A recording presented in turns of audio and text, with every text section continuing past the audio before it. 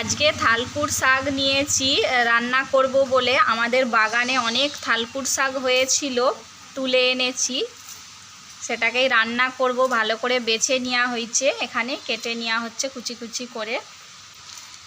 আলু, বেগুন, চিংড়ি মাছ, ছোলা আর কাঁঠাল দানা দিয়ে রান্না করব। আপনারা পুরো রেসিপিটা দেখতে থাকুন আমি কিভাবে রান্না করি। রান্না করব, প্রথমে কড়াই পেঁয়াজ নিয়ে নিয়েছি, এতে এই চিংড়ি মাছগুলো দিয়ে দেব, আর এই ছোলা, আলু, বেগুন, কাঁঠাল দানা সব দিয়ে দেব। দিয়ে একে একে গুঁড়ো মশলাগুলো দিয়ে দেব। নুন স্বাদ মতো, হলুদ গুঁড়ো, লঙ্কা গুঁড়ো, ধনে গুঁড়ো, জিরে গুঁড়ো দিয়ে দেব। দিয়ে একটু তেল দিয়ে দেব, দিয়ে এটাকে ভালো করে হাত দিয়ে মাখিয়ে নেব।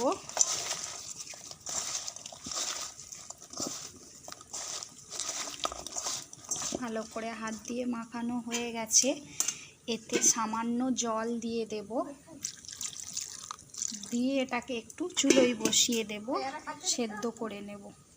এটাকে চুলোয় বসিয়ে দিচ্ছি, চাপা দিয়ে একটু সেদ্ধ করে নেব। প্রথমে আলুটা এবার অনেকটা সেদ্ধ হয়ে গেছে, এতে এবার এই থালকুড় শাকটা দিয়ে দেব।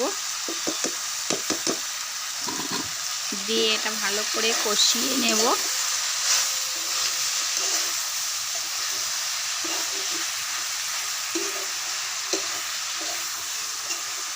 শাকটা ভালো করে কষানো হয়ে গেছে, এতে এবার জল দিয়ে দেব।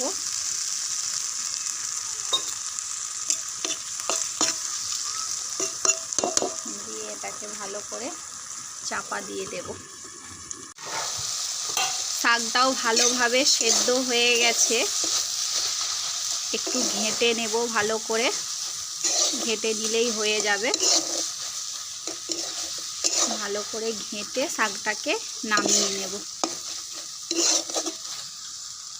একেবারে ঘাঁটা ঘাঁটা হয়ে গেছে, এটাকে এবার চুলো থেকে নামিয়েও নিয়েছি। আপনারাও এইভাবে করে দেখবে, থালকুড় শাক খেতে ভীষণ মজা লাগবে, একটুও তেতো লাগবে না।